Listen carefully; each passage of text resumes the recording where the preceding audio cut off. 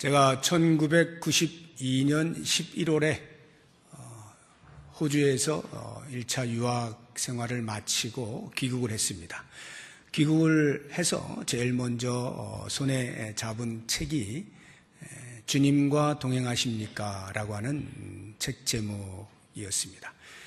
후안 카를로스 오르티즈 목사님이 쓰신 책인데 우리에게도 이미 익숙한 책이죠. 그 전에도 제자입니까? 라고 하는 책으로도 아주 가까이 다가왔던 분이고 또 이 주님과 동행하십니까? 라고 하는 책으로 또 센세이션을 일으켰던 분입니다.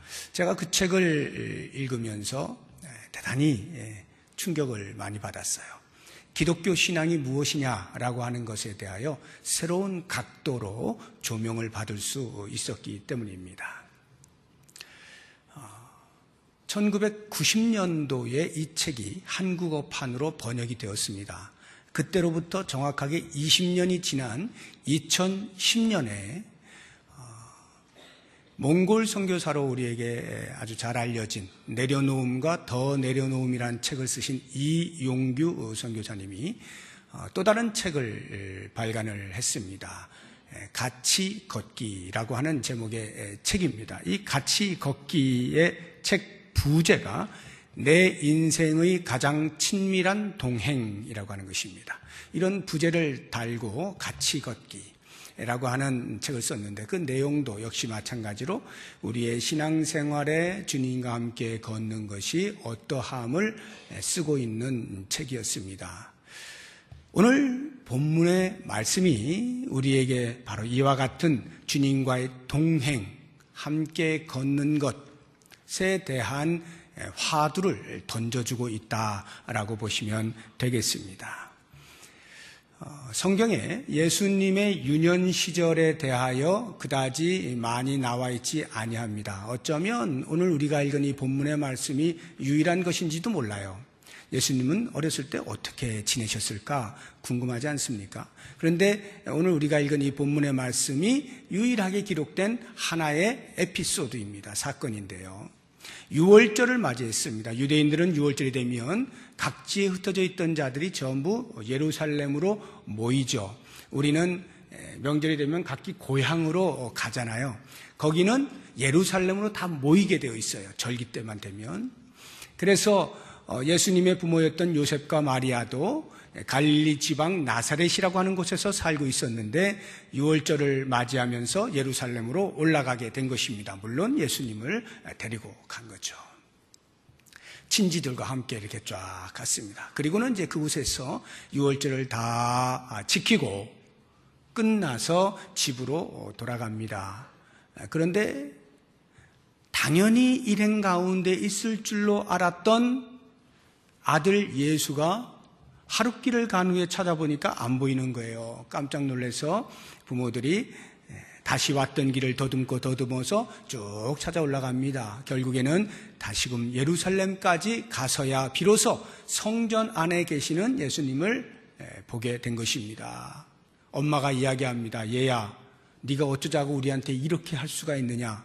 우리가 얼마나 걱정하면서 너를 찾았는 줄 아니? 이렇게 이야기를 하니까 아기 예수께서 그 소년이죠. 소년 예수께서 어머니에게 이야기합니다. 어찌하여 나를 찾았습니까? 내가 내 아버지 집에 있어야 될 것을 몰랐단 말입니까? 라고 이야기를 합니다.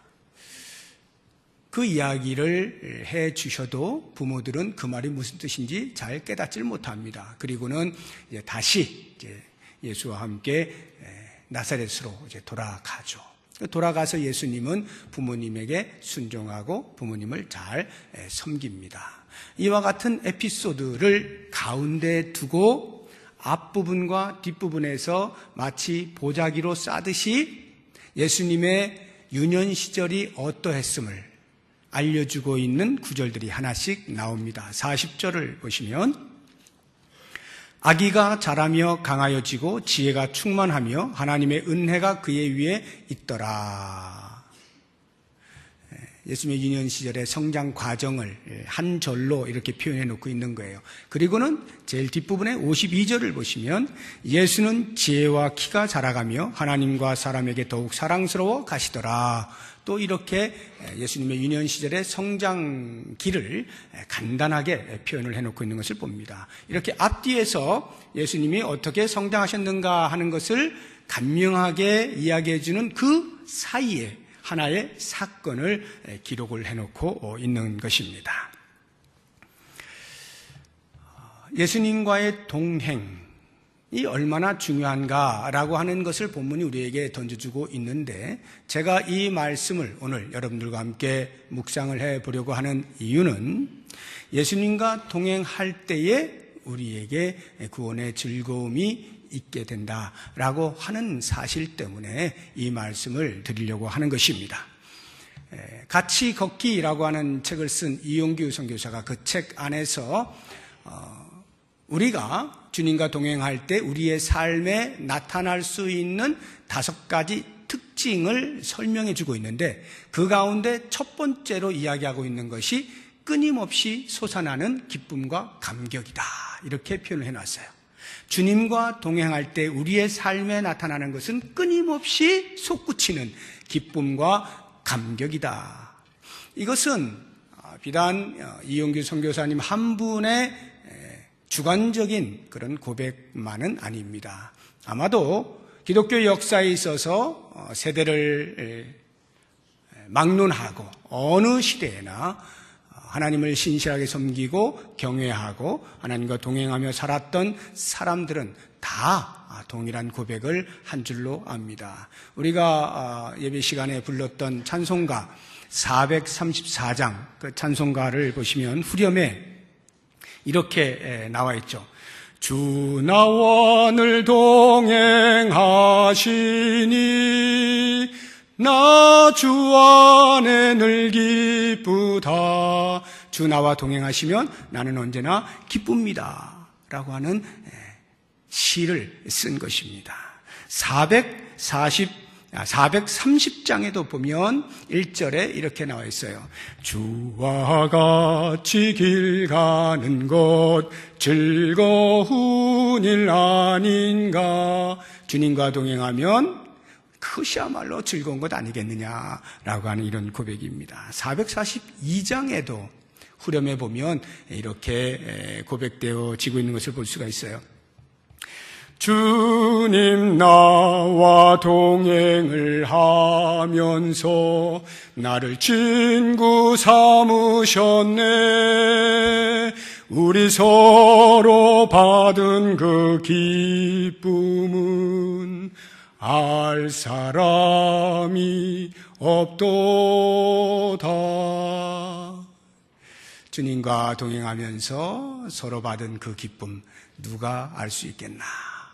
그러니까 주님과 동행하면 큰 기쁨이 있다는 것을 어느 누구를 막론하고 주님과 동행하는 삶의 경험을 한 사람이라면 모두가 고백하는 동일한 내용이다라고 하는 것입니다. 주님과 동행하면 기쁨이 있을 수밖에 없다는 것이죠. 그렇다고 한다면 이제 오늘 우리가 구원의 즐거움을 어떻게 하면 회복할 수 있을까? 구원의 즐거움을 만끽하고자 할 때 오늘 본문이 우리에게 이야기하고 있는 이 주님과의 동행이라고 하는 화두에 대해서 귀를 열고 잘 들으면 그 동행함을 통하여서 기쁨을 회복할 수 있을 것이라 생각이 듭니다. 주님과 동행을 하면 기쁨이 발생합니다. 반대로 이야기하면 주님과 동행하지 못할 때, 주님을 놓칠 때 우리에게서 기쁨이 사라지게 된다라고 하는 것이겠죠. 요셉과 마리아를 보십시오. 그들이 예수님을 잃어버렸다는 것을 알게 되는 순간 어떻게 되었을까요? 모든 근심과 걱정을 다 떠안고 그 예수님을 찾기 위해서 발버둥을 치지 않습니까? 혹시 이 아이가 어떻게 된 것은 아닐까? 어디에서 무슨 잘못이 일어난 것은 아닐까? 온갖 추측을 다 해가면서 불안과 걱정으로 말미암아서 견딜 수 없는 그런 심정으로 아이를 찾아 나서는 것 아니겠어요? 그 이전까지의 요셉과 마리아의 그 모습을 한번 상상을 해봤으면 좋겠어요. 이건 성경에 나와 있지는 않아요. 상상해 보는 거예요. 여러분 이제 어제 명절을 지내셨으니까 조금 상상하기가 쉬울 겁니다. 물론 뭐 명절 때 어떤 가족들은 또 안 모이느니 못한 그런 경우도 없지는 않아요. 뭐 티격태격 안 볼 땐 그냥 그러고 있다가 보자마자 막 싸우는 이런 가족도 가끔은 있지만 그래도 대부분은 다 못 본 것에 대한 그 그리움으로 서로 기뻐하고 서로 교제하고 이렇게 하지 않습니까? 그런 것처럼 6월절이라고 하는 명절이 되어서 모든 이스라엘 백성들이 흩어져 있다가 함께 예루살렘이라고 하는 한 도시로 쫙 모입니다. 그리고 일주일 동안 계속 절기를 지킵니다. 얼마나 큰 기쁨이 있겠어요. 하나님께서 우리 민족을 애굽에서부터 구원해 주셨다라고 하는 6월절, 그것을 상기하면서 서로 바라보면서 하나님이 베푸신 은혜에 대해서 간증하고 위로하고 격려해 가면서 그렇게 즐거운 시간들을 일주일 내내 보냅니다. 그리고는 집으로 돌아갈 때 어떻게 돌아가겠어요? 서로 이야기하면서 큰 즐거움으로, 야, 이번에도 오기를 참 잘했다. 이렇게 와서 또 우리가 이렇게 하나님의 은혜를 받고 가는구나 하면서 같이 가고 있는 일행들과 더불어서 아름다운 대화와 교제를 통하여 기쁨 중에 내려가고 있지 않았겠습니까? 또 다른 면으로 보면 그들이 이제 절기 때에 이동을 하는 그 방법이 있는데요. 그냥 한 명, 두 명이 따로따로 오지 않습니다. 가족 단위로 오지도 않습니다. 그보다 더 크게 친족 단위로 옵니다. 왜 그러냐 하면 워낙 많은 사람들이 이동을 하기 때문에 중간에 사람을 잃어버리는 일도 있을 수가 있고 또는 어떤 공격으로부터 스스로를 보호하기 위해서 가능하면 많은 수가 함께 이동을 하는데 이렇게 친족들이 요셉과 마리아도 마찬가지로 이동하는 중에 보통 이동하는 그 모습을 보면 앞부분과 뒷부분에서 성인들이 섭니다. 성인 남자들이. 그리고 가운데에 여자들과 아이들을 두고 그렇게 이동을 해요. 이게 보호하는 거죠. 그러니까 성인 남자로서 아이들과 여자들을 보호해야 하는 사명감이 있는 겁니다. 요셉과 마리아는 내려가면서 집으로 내려가면서 그러한 사명을 감당하면서 신경을 써가면서 이렇게 내려가는 것입니다. 뿐만 아니라 내려가면서 그 와중에 이제 고향에 돌아가면 나사렛에 다시 가면 내가 이것도 못하고 저것도 못했는데 일주일 동안 못한 것 이렇게 다시 해야지 하고 미래에 대한 계획도 세우면서 내려가게 될 거예요.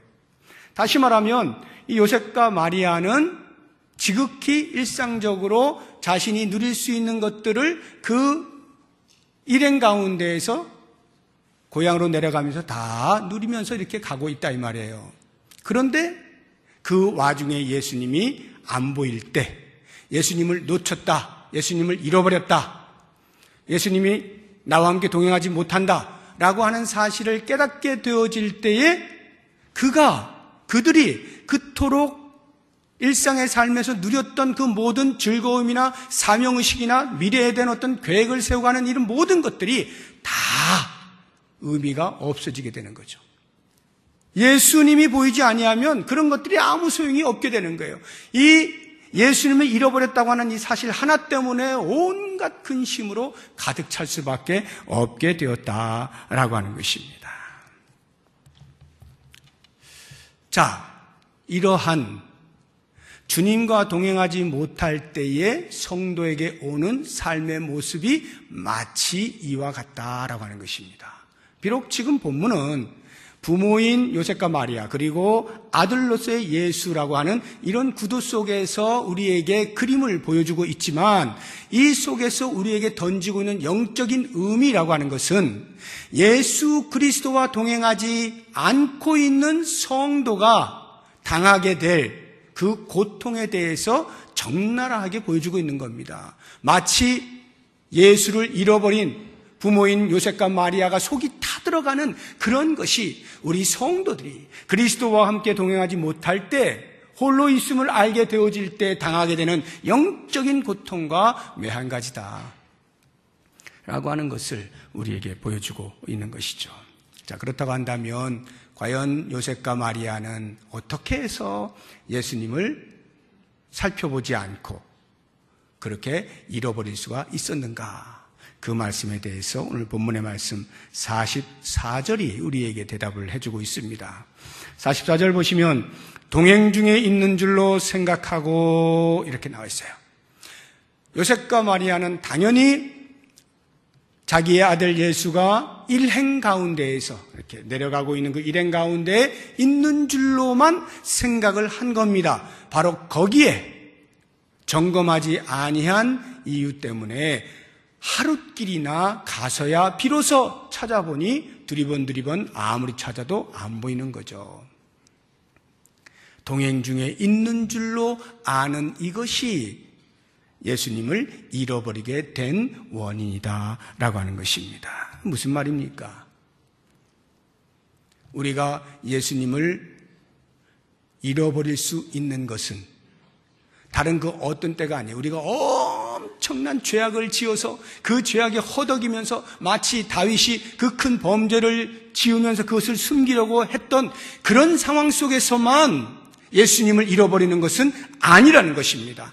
지극히 일상적인 삶을 살아가고 있는 동안에도, 지극히 일상적인 신앙의 행위들을 하고 있는 동안에도 마치 요셉과 마리아가 절기가 끝났으면 당연히 친족들과 함께 고향으로 돌아가는 지극히 일상적이고 당연한 일을 하고 있는 와중에도 예수를 잃어버릴 수 있는 것처럼 우리가 신앙의 행위들을 일상적으로 하고 있음에도 불구하고 그 속에서 당연히 있을 것이다 생각하는, 당연히 예수님이 우리와 동행할 것이다 라고 생각하는 그것이 우리로 하여금 예수님을 놓치게 만들 수 있다라고 하는 거예요.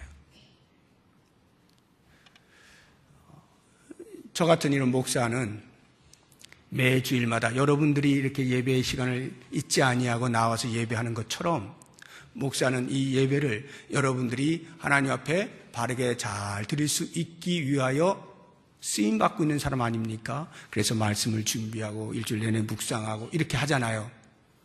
그렇게 하고 있는 목사조차도 이 신앙적 루틴, 매 주일마다 하고 있는 이 신앙적 루틴, 신앙적 습관, 이것이 예수님이 마치 내가 이 행위를 하고 있으면 나와 동행하고 계실 거야 라고 하는 생각을 하게 만드는 이것이 나도 모르는 사이에 예수님을 놓칠 수가 있게 된다 이 말이에요.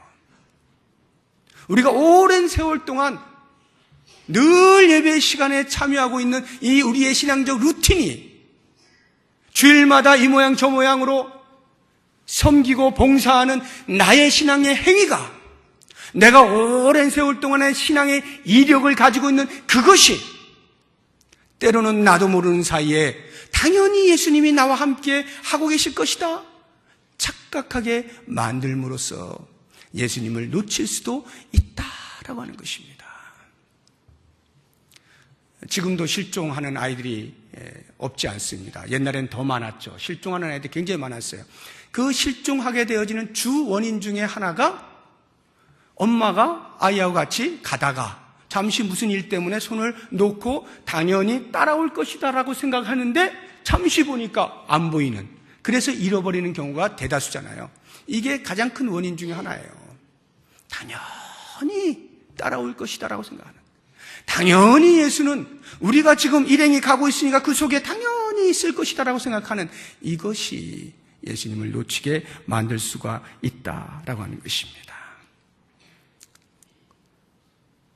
우리가 신앙의 행위를 하지 아니하고 그야말로 탕자처럼 방탕하고 교회 밖에서 생활하고 있었다고 한다면 뭐 더 말할 것도 없겠습니다만, 지극히 이 안에서 계속해서 주님을 잘 섬기고 있는 우리의 모습 속에서도 얼마든지 주님을 놓칠 수 있는 가능성이 있다는 것을 본문이 우리에게 이야기해주고 있는 거예요. 그렇기 때문에 우리는 수시로 살펴야 되는 겁니다. 수시로 살펴야 돼요. 예수님이 지금 머물러 계시는가? 예수님이 지금 가고 계시는가? 예수님이 언제 움직이시는가? 예수님이 언제 서 계시는가? 살펴야 되는 겁니다.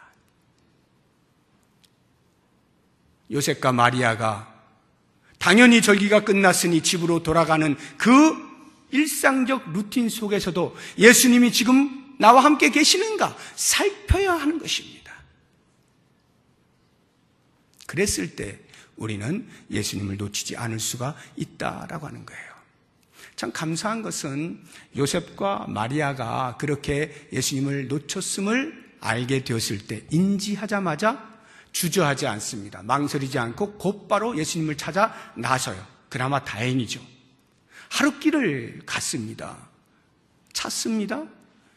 돌아온 길을 계속 이렇게 찾으면서 갑니다. 결국에는 예루살렘까지 가서 또 하루가 걸립니다. 그리고 3일째 되는 날 예수님을 결국은 찾게 됩니다. 여러분, 우리가 예수님과 동행하고 있음을 놓치게 되는 순간, 지금 나 혼자 가고 있다 라고 하는 것이 발견되는 순간에 주저하면 안 돼요. 머뭇거리면 안 됩니다. 즉시로 예수님이 어디 계신지를 봐야 돼요. 그 예수님 앞으로 나아갈 수 있어야 되는 겁니다. 빨리 찾을수록 좋아요. 그들은 하룻길을 간 후에야 예수님이 안 계신 것을 발견하니까 하룻길을 또 가야만 했어요. 물론 이것이 항상 비례하는 것은 아닙니다만 멀리 간 만큼 돌아오려면 시간이 걸리겠죠. 그것이 빠르면 빠를수록 좋은 겁니다. 뿐만 아니라 찾을 때 알아서 오겠지. 다 컸는데 알아서 오겠지.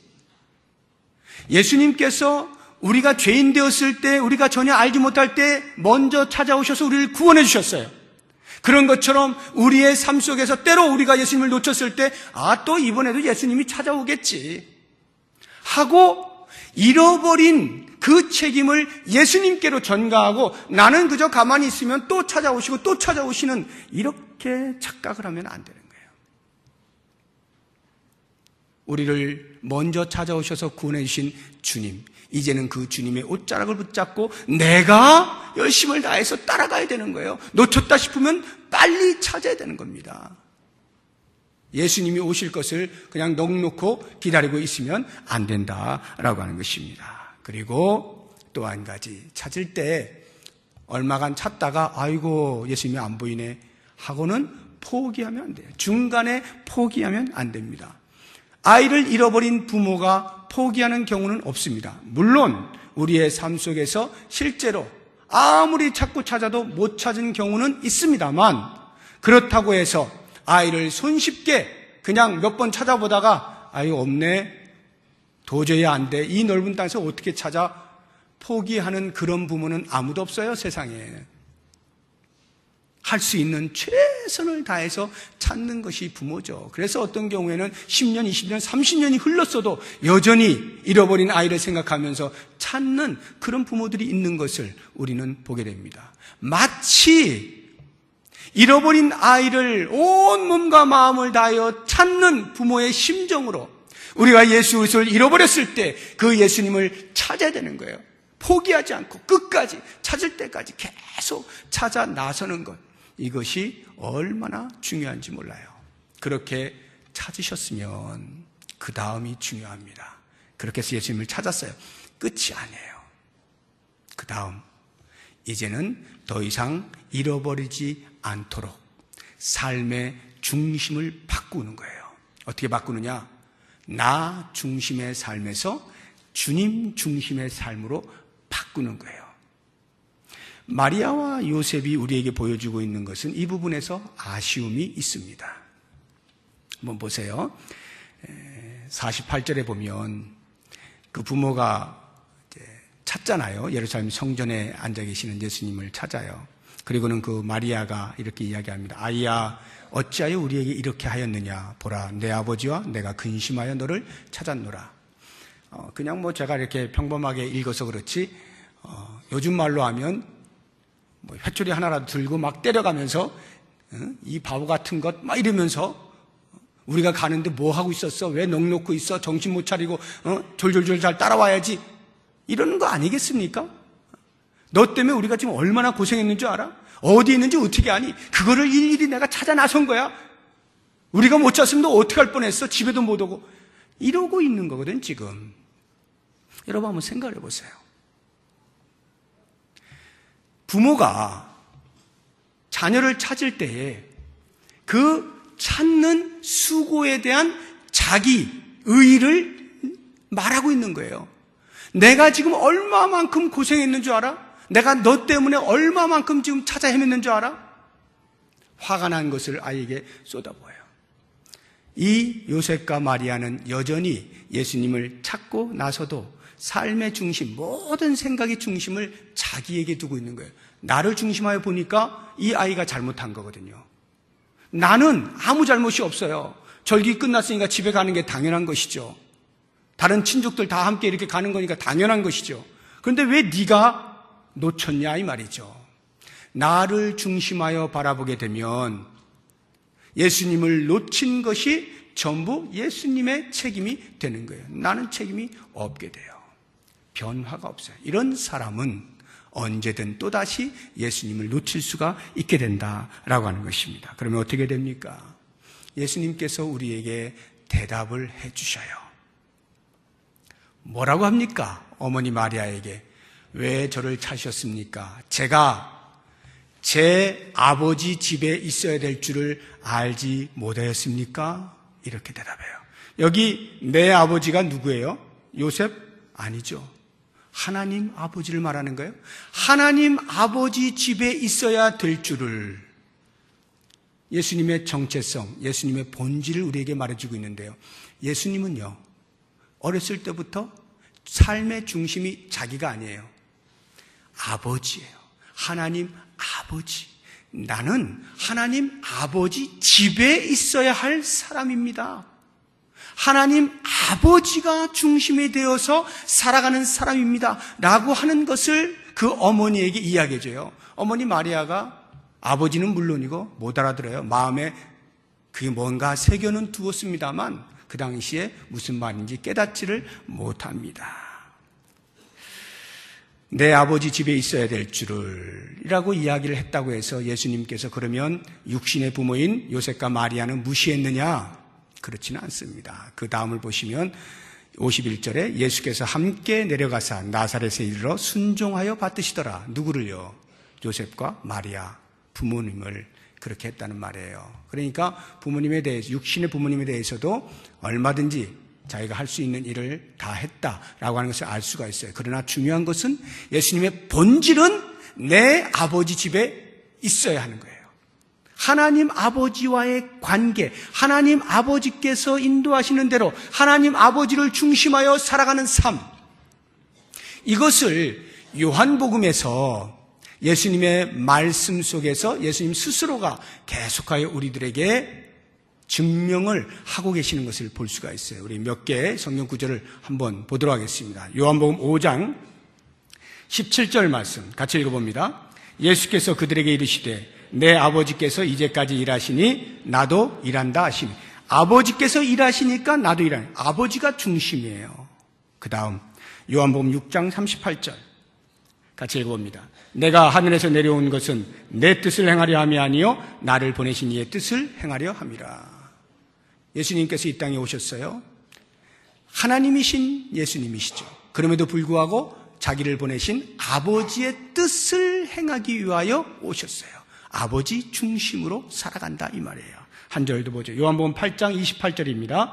이에 예수께서 이르시되 너희가 인자를 둔 후에 내가 그인 줄을 알고 또 내가 스스로 아무것도 하지 아니하고 오직 아버지께서 가르치신 대로 이런 것을 말하는 줄도 알리라. 예수님은 당신 스스로 한마디를 하지 아니하시고 오직 하나님께서 당신의 입에 담아주신 것, 하나님께서 말하라 하신 그것만 전하는 거예요. 철저하게 아버지 중심으로 살아가고 있는 모습을 볼 수가 있어요. 이렇게 살아가는 삶에 하나님의 함께 하심이 있는 거예요. 우리가 철저하게 주님을 중심으로 우리의 삶이 움직여질 때 우리의 삶 속에 주님이 동행하시는 것을 볼 수가 있어요. 한번 보죠. 요한복음 8장 29절입니다. 같이 읽어봅니다. 나를 보내시니가 나와 함께 하시도다. 나는 항상 그가 기뻐하시는 일을 행함으로 나를 혼자 두지 아니하셨느니라. 아버지께서 기뻐하시는 일을 행하는, 아버지 중심으로 살아가는 예수 그리스도께 하나님 아버지는 늘 함께 하셨어요. 요한복음 16장 32절 말씀 같이 읽어봅니다. 보라 너희가 다 각각 제 곳으로 흩어지고 나를 혼자 둘 때가 오나니 벌써 왔도다. 그러나 내가 혼자 있는 것이 아니라 아버지께서 나와 함께 계시느니라. 모든 제자들이 자기들의 뜻대로 되어지지 아니할 때 예수님을 하나 둘 떠 나갈 때 우리 하나님 아버지는 예수님을 혼자 두지 아니하시고 함께 계시는 거예요. 오직 하나님의 뜻을 따라 하나님을 중심하여 하나님과의 깊은 관계를 맺으며 살아가는 이 예수님에게 하나님은 언제나 함께 하십니다. 우리가 주님을 중심으로 하여 우리의 삶을 살아드릴 때 주님은 언제나 우리와 함께 하시는 거예요. 그래서 제가 앞서 말씀드렸던 것처럼 이 사건 하나를, 유년시대의 유일한 이 사건 하나를 기록하면서 그 앞과 뒤에 기록하고 있는 내용을 보세요. 예수님이 어떻게 자라나셨는가. 40절 다시 보시면 아기가 자라며 강하여지고 지혜가 충만하며 하나님의 은혜가 그의 위에 있더라. 무슨 말이에요? 하나님과의 관계가 아주 친밀하다는 거죠. 그래서 하나님께서 예수님을 이렇게 성장시켜 가신다라고 하는 것을 이야기하고 있는 거 아닙니까? 52절도 보세요. 예수는 지혜와 키가 자라가며 하나님과 사람에게 더욱 사랑스러워 가시더라. 역시 마찬가지로 하나님과의 깊은 관계 속에서 하나님이 성장시켜 주시는 대로 전인격적으로 예수님이 잘 성장해 가시는 모습을 보여주고 있지 않습니까? 그러면 이 말씀이 왜 예수님의 이 사건을 앞뒤에서 감싸고 있는가? 말씀 안에는 직접적으로 표현해 놓지 않았지만 우리는 얼마든지 알 수가 있는 거예요. 하나님을 중심하여 살아갈 때, 하나님과의 깊은 관계 속에서 하나님이 인도해 가시는 대로 성장해가는 예수 그리스도는 그의 삶 속에서 얼마나 안정된 삶을 살았을 것이며 얼마나 큰 기쁨 가운데 살았을 것이냐라고 하는 것이 암시적으로 들어있는 거예요. 예수님의 유년 시절은 이렇게 하나님과의 관계 속에서 큰 안정감과 기쁨 속에서 전인격적으로 잘 성장하셨다라고 하는 것을 말하고 있는 거거든요. 우리의 삶이 주님을 중심으로 하여서 주님이 우리와 함께 하시는 은혜가 있게 되어질 때에 과연 우리에게 주어질 안정감과 기쁨이 어떠할 것이냐라고 하는 것을 본문이 우리에게 말하고 있는 거죠. 이제 사랑하는 성도 여러분, 오늘 이 말씀 속에서 이제 나의 현 위치를 한번 스스로에게 물어보면 좋겠어요. 나는 지금 어디에 있나? 나는 지금 어디에 있나? 과연 예수님과 함께 동행하고 있는가? 아니면 예수님과 함께 동행하고 있는 줄로 착각하고 있는가? 아니면 예수님을 열심히 찾아가고 있는가? 지금 나는 어디에 와 있습니까? 모쪼록 원하기는 우리의 삶에서 예수 그리스도가 영원토록 떠나지 아니하시고 우리와 동행하시는 삶을 살아냄을 통하여서 주께서 우리에게 베푸시는 놀라운 구원의 은혜와 그 즐거움을 누리면서 평생에 주 앞에서 복된 삶을 살아가시기를 주의 이름으로 축복합니다. 기도하겠습니다. 하나님 아버지, 혹이라도 우리가 오랫동안 신앙생활을 해오는 이 신앙의 습관으로 인해서 예수님을 놓치고 있음에도 불구하고 깨닫지 못하는 자리에 있지는 아니한가 돌아봅니다. 주님,